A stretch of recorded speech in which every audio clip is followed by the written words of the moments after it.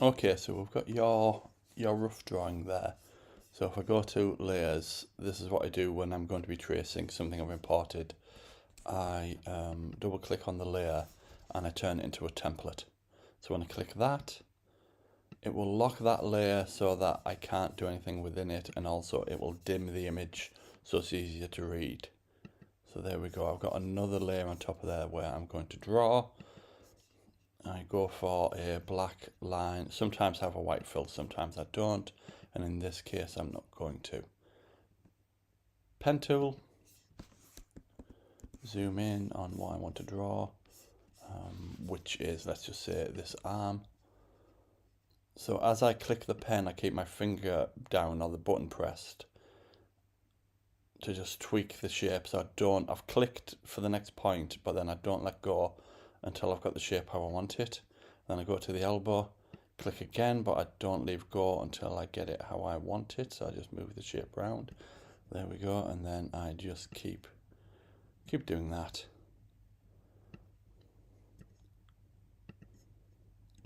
Until I've built the shape. And then, as you know, you can just go back in and tweak that.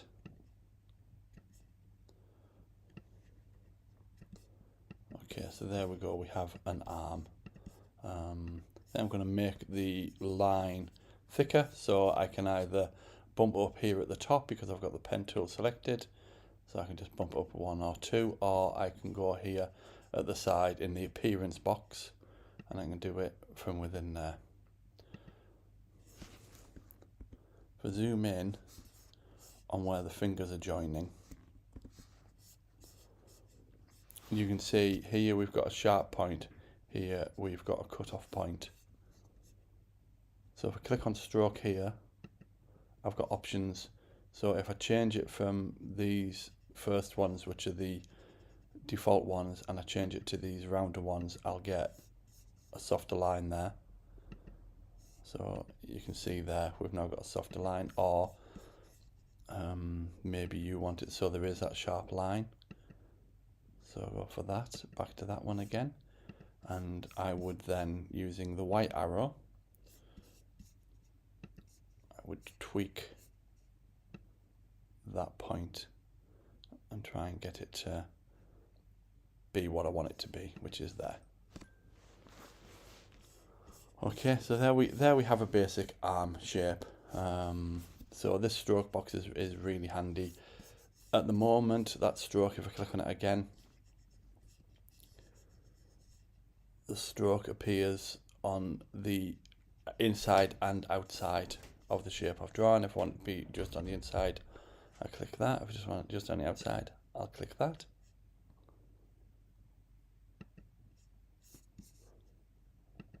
Helps if I've got it selected.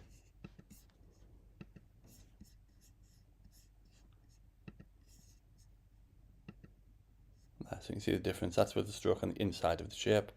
That's with the stroke on the outside of the shape.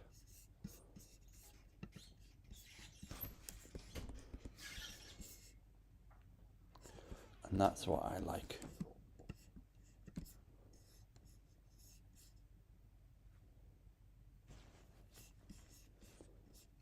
Right, but what we wanted to look at was how to add shade and how to cut things. So let's make it white on the inside. And I'll just make up where you've got your lines. Or actually, if I press Command Y, or on here it will be View.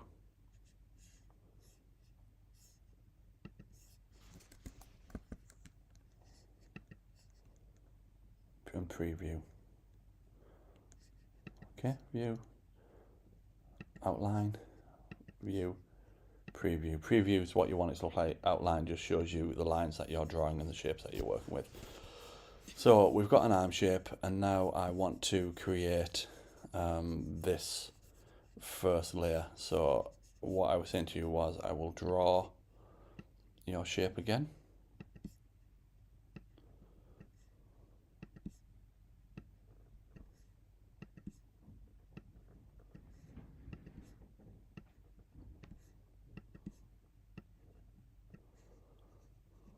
Okay, so that's the shape we want. And then as long as everything's drawn outside of the arm shape, I'll switch off the original drawing because that might make it easier to see what we're doing. Okay. So there we go. So that's the shape we want to create. So what I was talking to you about was this. It's called Pathfinder. So if you go Window, Pathfinder, and have that switched on, and this will appear. And you've got things like minus front, so it just removes what's at the front from what's behind. You've got unite, which will just unite those shapes. So I'll show you those. I'll change this to a color so it's easier to read. There we go. So if we make it blue, it's going to be easy to see. So these shape modes, if I select both things and then I hit unite, you see it creates one big shape. Undo that. And what we want is this shape on its own with this little fur pattern. So I'm going to go for minus front. There we go. So we punched a hole through and we're left with that shape. But we want the arm. We've punched a hole through the arm and now with the arms missing. We don't want that. We want a shoulder, a top part of the arm. So undo that. And what I'll do is I'll select just the arm on its own. And then I will copy it. And then I will paste in front. And what that does, it pastes the copy exactly in front and on top of the original. Yeah, there we go. So as you can see, if I move that now, the original is still underneath in exactly the same place. Cool. So now we'll go back and we'll do that again. We'll grab what we're going to remove. We'll grab what we're going to remove it from. We go over to Pathfinder and go minus front. Boom. And there we go. Okay, so if we just make that a lighter color, it becomes apparent what we're looking at. I will do the same again.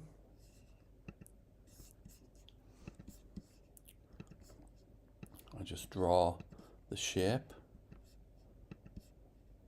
So like I said, to get these curves, I'm clicking, but then I'm keeping my finger on the button so that I can rotate it and make it do what I want to do. And I don't take my finger off until it's done that. Nearly there. There we go. Create a shape. Do the same again. We've already got that copied. And then we want to paste in front. Object. No, edit. Paste in front. And we've got a copy in front. And now let's punch again. So we've got our copy. We've got what we want to take away. Click that and we'll paste it in front. Now the other thing you'll see is disappeared, because what happens is when you punch it, it will bring it to the level on the layer of the foremost object. So underneath that we can still see that little bit of fur is still there, but this new piece has just taken its place at the front because we drew it above that. So it's like we said the other day, it's thinking in terms of it's just layers of paper. So all we need to do is, with this new shape selected, just send it back. So object, and what I'm looking for is a thing that will send it back.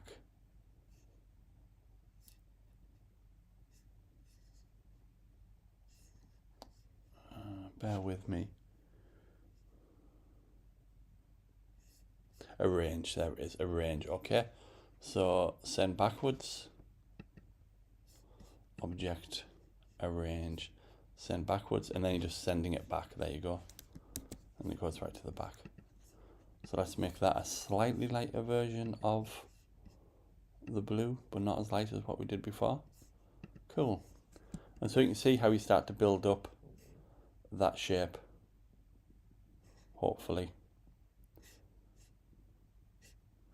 And then what we talked about was adding shading to it. So it's a similar deal. I will take that arm, I'm selecting the whole arm, and then I will copy it and paste in front. Boop. And then I will bring that to the front. So it's that arrange object, arrange again. I'm going to bring it all the way to the front. Cool, so that's the front thing we've got. And then what I want to do is create a shadow. So one way of doing that is let's just go for a darker colour of the blue that we're using. And it's the same trick again. We just draw where we want that shadow to appear. So there we go, I'm just drawing the shape.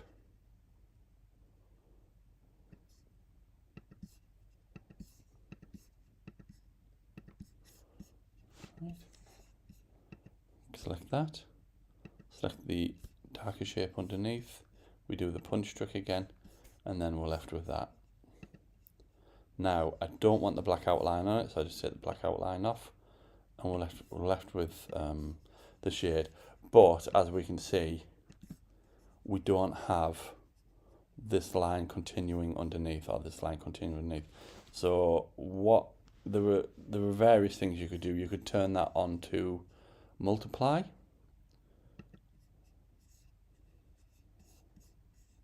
So just bear with me while I get the right window open.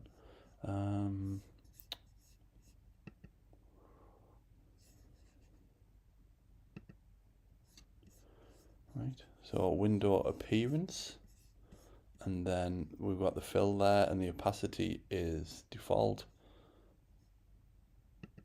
I want to change that to multiply.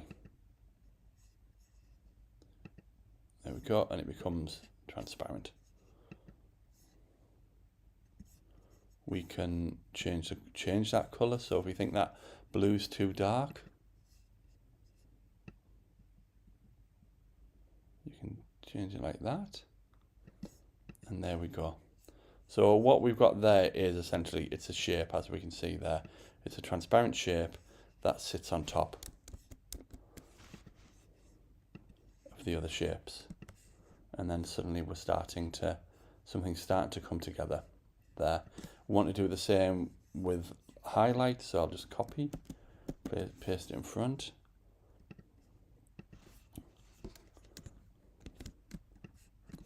I will draw where I want the light to hit.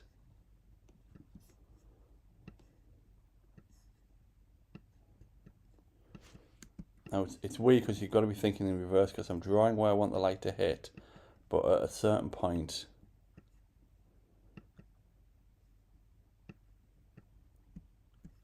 I'm working backwards, and the shape I want is a shape I want to disappear. So it's kind of thinking reverse sometimes. So copy that, I'll punch, boop. I will, using the eyedropper tool, I will click on the shading that we did, and then it will do the same thing as that. So it's the same colour, and it's got rid of the outline, so it's got the same qualities as that shading, except it hasn't got multiply. So if I go back into appearance,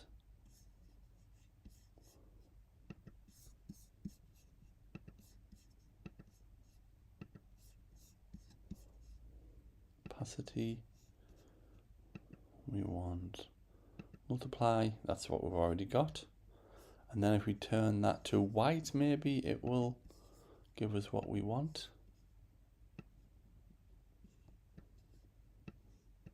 There, okay. So what happens is when I turned it to white, it's disappeared, because multiply makes white invisible and black remains solid, and everything in between becomes transparent. So if you want it to be a white sheen on there, turning it white like we have won't work with multiply. So that's a matter of changing your appearance. So we set it to multiply, but let's set it to something else. So let's go for overlay. If we go overlay, it becomes a solid white again. Let's go for soft light. We go for soft light, and as you can see, we get that softer light, which is brighter. It's a bit hard to see, but it does get brighter the lighter the colour is that it's laid over. So it's the same thing. It's the same thing again. So it's not about picking the right colors to go over every different shade. This will take care of it by changing your fill types, the opacity to whatever we just set it to. I think that was soft light. Let's have a look. Yeah, soft light, 100%.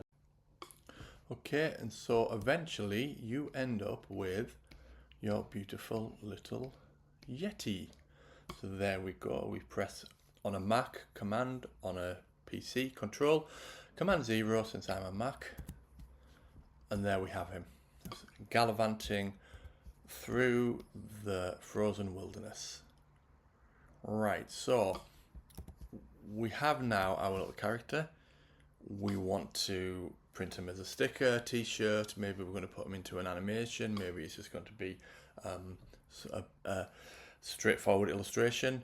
What I like to do when I'm working with vectors, when I've got these bold, chunky lines, is I like to give everything a little bit of a thicker outline going all the way around the character. So what I will do is I will create a new layer.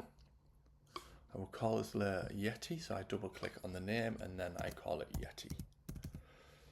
So within something like Photoshop, you're creating folders to put your artwork into. In Illustrator, you just place things, layers within layers within layers, and they will become your folders. So I click on head, I hold down shift, I click on back arm, and that gives me all of the pieces of the Yeti that I have created. Drag them, pop them into Yeti, that layer goes blue, so I know I'm in there.